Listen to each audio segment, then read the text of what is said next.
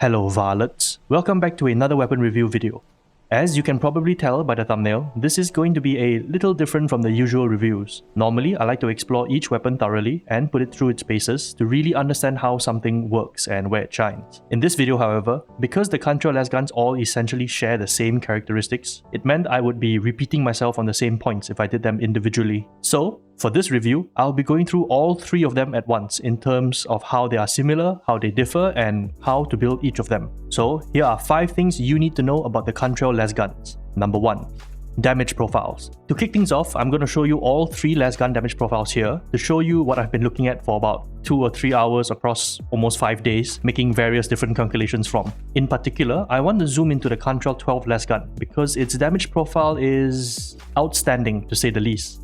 Just from a damage breakpoint point of view, the Kantrael 12 is able to, on damnation, one-shot Drake shooters and bruisers, one-shot scab shooters and stalkers, technically also able to one-shot scab bruisers and one-shot body-shot foxwalkers, two-shot Drake and scab shotgunners and gunners. With the utter bonkers rundown of the Kantrael 12 out of the way, let's take a look at where it stands among the other Lasguns, the MG4 and MG1A. For this, we'll have the help of this rather comprehensive table with interesting weapon metrics for your viewing. For the comparison, I just used the unarmored body shots as the base damage of each Lasgun and used the MG4 as the base weapon from which we will compare each weapon's performance against. As always, feel free to pause to look at the table at your own pace. We're going to go through this table in 2 sections to make the analysis easier. From the first half of the table, we can gather a handful of things about the Kantrael Lasguns. First off is that, as mentioned earlier, the Kantrael 12 is head and shoulders above the other Lasguns. It's not even close. Without perks or blessings, the stat package that comes with it is just insane for a weapon. Best damage efficiency, highest DPS, naturally hits so many breakpoints on many enemies on damnation difficulty. It's fair to say that this weapon is a little overtuned in its damage output relative to its fire rate or damage efficiency. Number 2. While the MG4 has twice the fire rate of the Kantrael 12, the damage ratio is not proportional, meaning even though the 12 fires at half the rate of the MG4, it does more than twice the damage. And number 3, on paper, it appears that the MG1A is the worst of the 3, falling behind in all related metrics. That being said, as we'll learn through this review, there's more to a weapon than just its paper damage stats. Moving on to the crit and weak spot multiplier section of the table, we see that Kantrael Lasguns are precision weapons that get a stronger multiplier for weak spots than they do for crits. With the exception for maniacs and unyielding enemies, which share the same crit and weak spot multiplier of 1.6, all Kantrael Lasguns have an innate 2.2 weak spot multiplier against infected and unarmored enemies. This multiplier further increases to 2.6 against flank enemies to encourage you to go for headshots on them, as they receive about 45% less damage from body shots compared to unarmored enemies. Number 2. Weapon handling. From my testing, it doesn't seem like the Kantrael Lasguns have any damage fall-off to speak of. Even outside expected combat distances, the Lasguns can still hit their breakpoints without any issue. There is one interesting aspect about their range that I will go over in the next point. As for recoil, both the MG4 and MG1A have roughly the same recoil stats when ADS. Meanwhile, the Kantrael 12 has about 3 times worse recoil than the other 2 Lasguns. This is the only aspect of the Kantrael 12 that is technically inferior to the other 2 Lasguns, but the stats on paper don't actually tell you the full story. Because the weapon's fire rate affects the time your crosshairs can return to its neutral state, faster fire rate weapons like the MG4, used to its maximum DPS capability, can't make effective use of its lower recoil. If you use it with more measured shots and fire slower, you're not really making use of the only thing that makes it good, its fire rate. At this point, you might as well use a slower fire rate weapon anyway and move to the MG1A. Speaking of which, this is the MG1A's strong point. Its fire rate almost perfectly matches up to its recoil reset time, making it near laser accurate while still being able to output its maximum DPS potential. This is probably the reason why I love using the MG1A over the MG4 and the 12. It just feels good to use, for me at least. For the 12, while it does have a much higher recoil reset time, it fires slow enough that your aim won't be thrown off too badly, but you can definitely feel it lose its accuracy if you spam fire the weapon. We'll talk more about the Lasgun's recoil and how it affects blessing choices later as well. Number 3. Hidden mechanic, Sniper. In addition to seemingly not having any fall-off damage, all Kantrael Lasguns have a built-in mechanic. They gain more damage the further you are away from your target. Starting from 7 meters, all Kantrael Lasguns start to gain an increasing damage buff that caps out at around 24% at a distance of 15 meters and beyond. This is essentially the vet's sniper feat built into the weapon, and gives you one whole tier 4 perks worth of damage on all enemies that depends on your engagement distance. This is why I mentioned in the damage profile section that the Kantrael 12 can technically hit additional enemy breakpoints even if the numbers didn't add up. It's because the damage profile doesn't account for the built-in sniper mechanic. The sniper damage buff is multiplicative, so treat it like an extra perk in your own damage calculations and remember to take it into account during build crafting and combat. Number 4. Build recommendations. For this section, we'll be going through each of the lasguns and the various builds you can work towards depending on what you like it to do. The builds you see in this part are class independent. That means they aren't influenced by the passives and feats of any one specific class and will function entirely on what each weapon has to offer on its own. We'll cover class-specific builds in the last part of the video where you can adjust your builds accordingly. Looking at the blessing table for the Kantrael Lasguns, we have a fairly interesting selection of blessings we can build from. However, after going through hours of breakpoint calculations with various blessings and perk combinations for all the Lasguns, I think there is one blessing that we can pinpoint as being a great anchor blessing for all of them. Headhunter. Headhunter states that you gain up to 5% crit chance on your weak spot hits until your next critical hit. That stacks up to 5 times for a total of 25% crit chance. The reason this blessing works as an anchor blessing is that it synergizes with how you would want to use your lasguns, i.e. going for headshots. Having this blessing simply rewards you with an increasing damage potential as you land headshots. That being said, the value of Headhunter is not equal across the different lasguns. Blessings that depend on RNG to proc work much better with weapons that have a higher fire rate. That means, even if you only had one stack of Headhunter for an additional 5% crit chance, that 5% crit is worth more on the MG4, which fires 5 rounds a second, than it is on the Kantrael 12, which fires 2 rounds a second. So with that, let's look at the build paths for the MG4 first. The first build path we have for the weapon is the Inferno route. By pairing Headhunter with Infernus, we take advantage of the MG4's fire rate to rapidly apply the maximum number of burn stacks on an enemy in as short a time as possible. This build is effective against targets that can take a beating, like Reapers and monsters, something the MG4 lacks the ability to deal with or effectively contribute against. For perks, taking plus flak damage allows you to 2-shot headshot all scab shooters, stalkers and bruisers, bringing your lethality against these enemies to the same level as you would against unarmored enemies. Plus unyielding damage can also be considered as it increases the damage of your burn against unyielding enemies as well as your direct damage as well. Plus crit chance is also fine since the MG4 can make use of the increased critical chance with its high fire rate to further utilize Infernus. This build is very dependent on landing your headshots to be effective. However, if you like to have a more chill lasgun experience or don't have the truest of aims, this other build path might be more suited for you. Pairing Headhunter with No Respite offers us a more forgiving playstyle in the form of only needing a single headshot to prime your targets to receive more damage from No Respite. Paired with plus flak damage, your other perk for this build can be whatever you'd like, though I personally go with plus maniac damage to improve my effectiveness against specialists.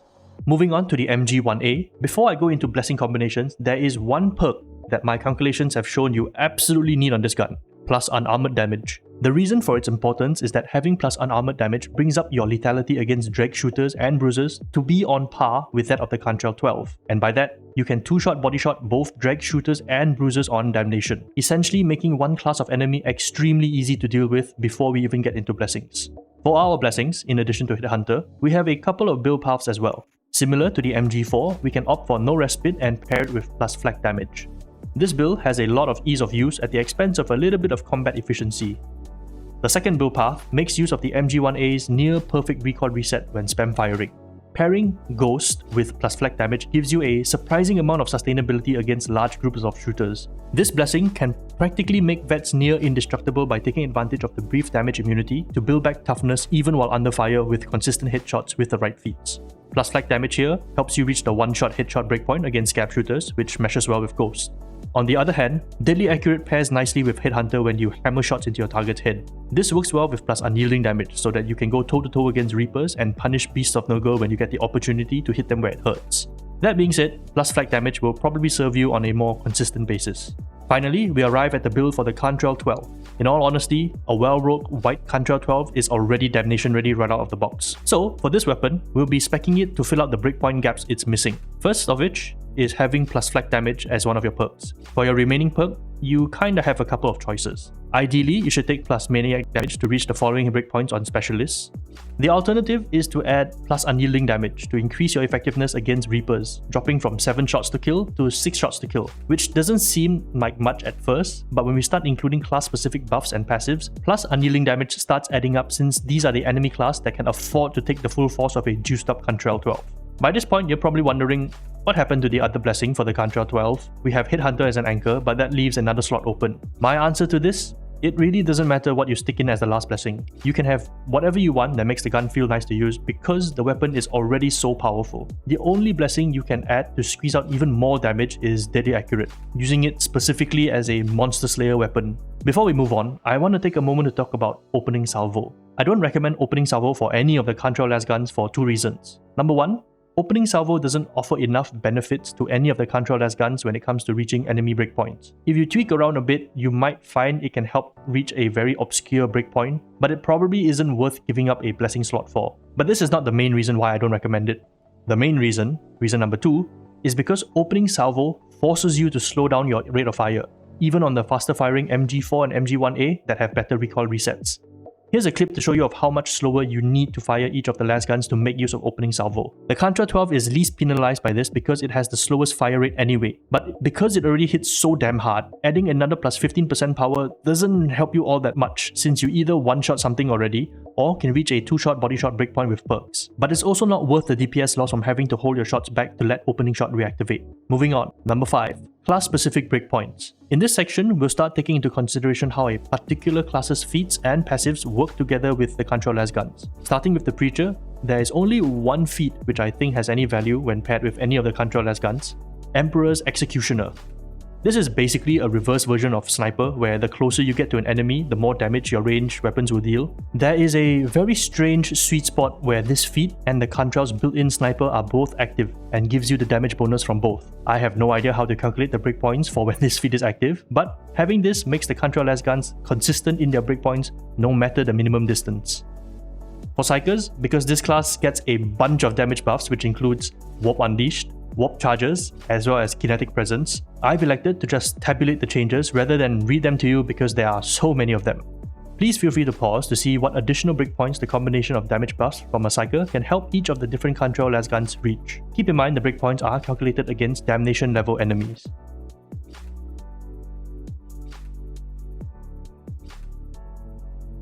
For now, these are the additional breakpoints that Psykers can break into when you account for the feats as well. As you can see, because the damage buffs from the Psykers scale off a weapon's base damage, the Kantrael 12 can reach a bunch of new breakpoints even without needing perks. Finally, we have the Vet. And for this testing, I'm only going to account for Volley Fire activation damage boosts. This means I'm not going to take into account the additional weak spot damage bonus from Counterfire. I'm also not taking into account the Vet's passive of plus 15% weak spot damage because messing with weak spot calculation bonuses is a pain to calculate. So this means the Vet's breakpoints tabulated here might actually be lower in some cases as the weak spot bonus damage might shift the damage further than expected. Keep that in mind when looking at the outcome column.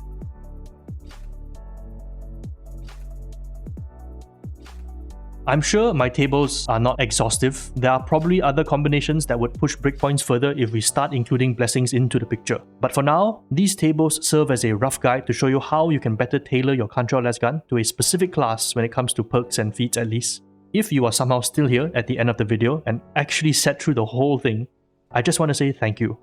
People like you make doing the math and work for these videos well worth it. This video is probably my longest weapon review yet in terms of trying to put it together with all the calculations, and I don't really know how well received this is going to be at the end of all of it. Sometimes I wonder if people actually look at the numbers being posted on these tables, or am I just doing work for no reason other than for my own satisfaction? In any case, we've reached the end of the review for the Kantrael Lasguns. I hope you've come away from watching this video feeling more informed than confused given the sheer number of calculations involved in putting this video together. Let's talk about the Kantrael Lasguns in the comment section below. Do you think they're in a good place? Do they need a buff or a nerf? Or even a more distinct identity to make them feel more unique from each other? Thank you all for watching, and I'll see you all in the next one. Varlets.